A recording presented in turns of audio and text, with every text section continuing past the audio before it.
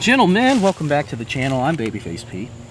As you saw from the title and the screenshot, we're taking a look at the Geissele Airborne charging handle.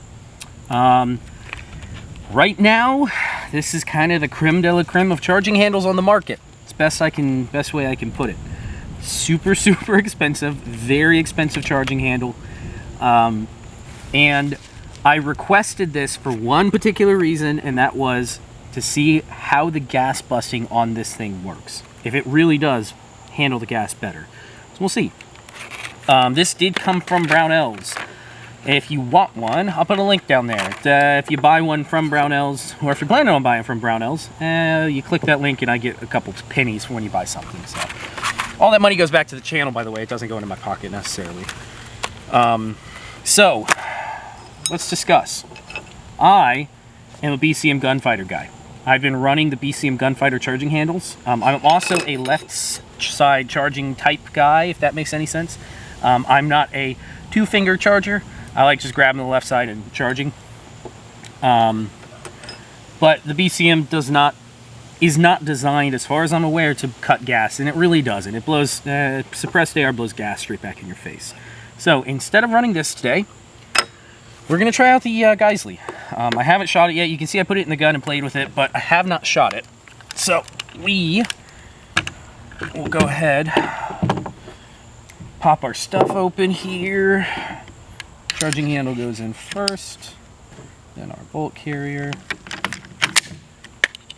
And I will give you guys some feedback. I have played with this over the week, waiting for the time to come out to the range and shoot it. I'll give you guys some feedback.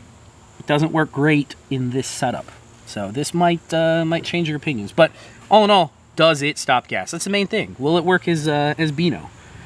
Let's get out to the range and actually put some rounds down this thing and see. Does it stop gas? So the question remains: does it bust gas? I'm gonna charge that out. Unfortunately, I'm not sure that the high-speed video is going to be very impressive. It's not quite fast enough to tell us, does it bust gas? So no eyes. I know, not ideal shooting conditions, but we're going to see how much hits my face, and I got to wait for the wind to die down to do this. Couple things to talk about while we wait for this. If you're running a setup like an L-can or some other optic that sits back over the top of the charging handle, I've found that this slight hook, it's okay. It's not great for getting your finger on, and when it bends backwards, because remember, to unlock it has to move, it feels like your finger could slip off. It's not quite as positive feeling when you grip it with your finger as the BCM gunfighter. It's one thing I've noticed. It's also a little challenging to get your hand on it with your optic, especially if like something like an L-can, you know, it sits back over here. It's hard to get your hand over it because the L-can is kind of blocking it. The BCM sticks out a little bit further. It feels a little bit better. Just personal opinion, I figured I would pass that along. You can charge it like you would expect, but it doesn't feel quite as secure as I want. I think what I would have to do is a two-finger, so two-finger charge like you're probably supposed to. But let's see, now that the wind has died down, does it bust gas like we want? Will I get gas in my face? Actually, yeah. Surprisingly, the gas is not up my nose as bad as I thought it would be. Yeah, no. I'm actually very surprised by that. I did not think it would bust it that well.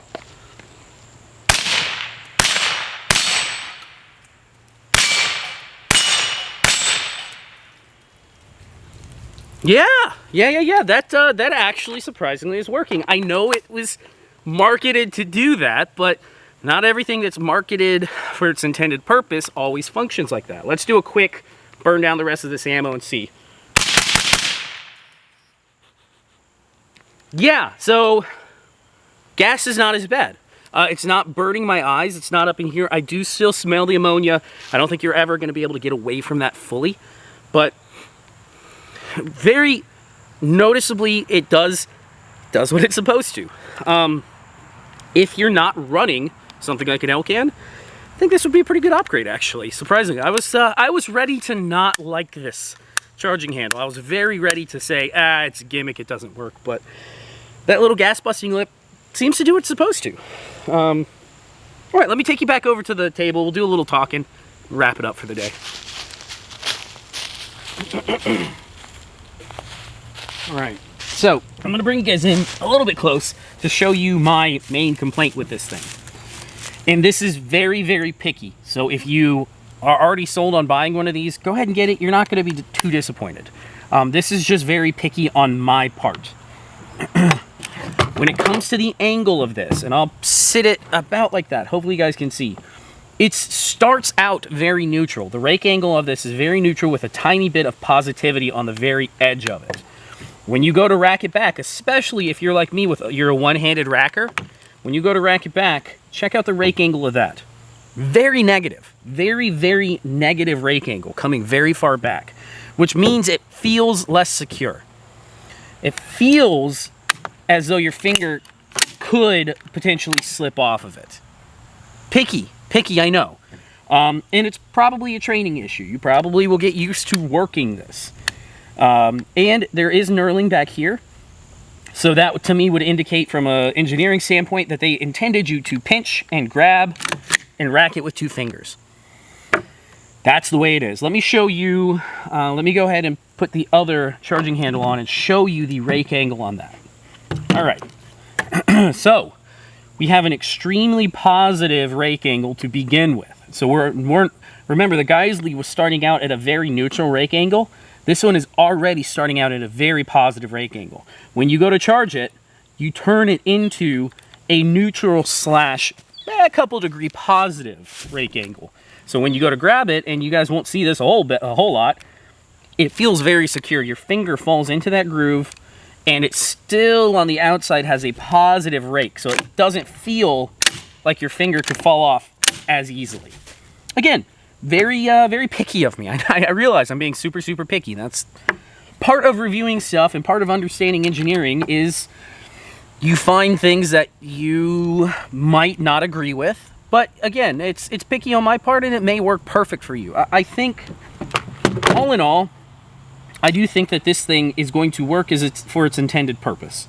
The military units that are taking it on or potentially are going to take it on, I think it'll work fine for them. Especially if you are a two-handed charger, two-finger charger. If you have your heart set on this, I think you'll do fine buying it. It's just very, very expensive. Now, here's the main question. Is it worth 40 bucks, 45 bucks, whatever it is for one of these, upgrading 90? And quick answer, I'd say, it comes down to, do you shoot fully suppressed 100% all the time? If your gun is short and suppressed, especially short and suppressed, yes, having a gas buster does feel like it's going to be a lot more comfortable, especially for indoor shooting. Out here, the wind is blowing, it's not too bad. Indoor, where it's dead still, gas buster, going to make a big difference. Training issues. I think you'll get over the training issues, and you can dual pull if you need to. One more thing I want to show you is a comparison with the optics. Let me switch it back over. All right, so Geissele is back in. One thing that I've noticed is it doesn't stick out quite as far as the BCM. So if you're a left side charger, you have that weak backwards rake. It just doesn't quite feel as good. Training, you'll get over it. If you're a two-finger charger, you tend, and you have an optic like an Elcan, any of the LPVOs, the 1 to 6s, 1 to 10s, 1 to 8s, the Razor HD, even the nose to charging handle, which is how you have to shoot, oh God, what are they called? ACOGs, if you have an ACOG.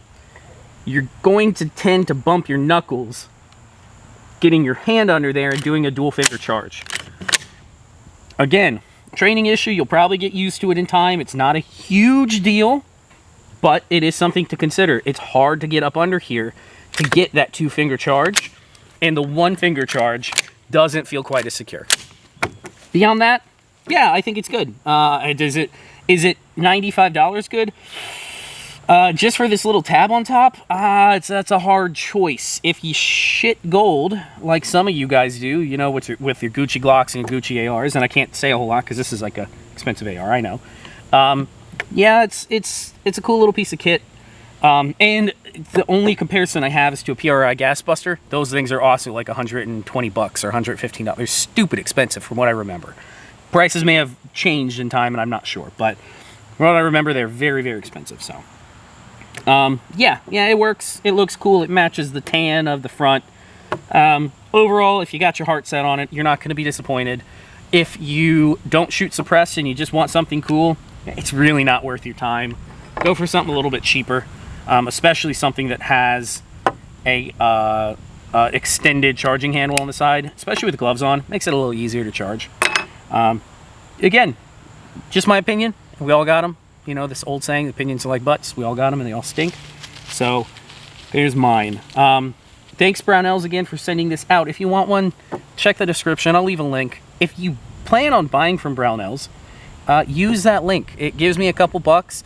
You're going to buy from them anyways. So, give me the 2% back, and then that will turn into more stuff for you to view. Currently, right now, it's ammunition. That's what's causing all the money. So, all right, it's expensive. Anyways, guys, I hope you like it. More to come. I'll catch you guys on the next one. See ya.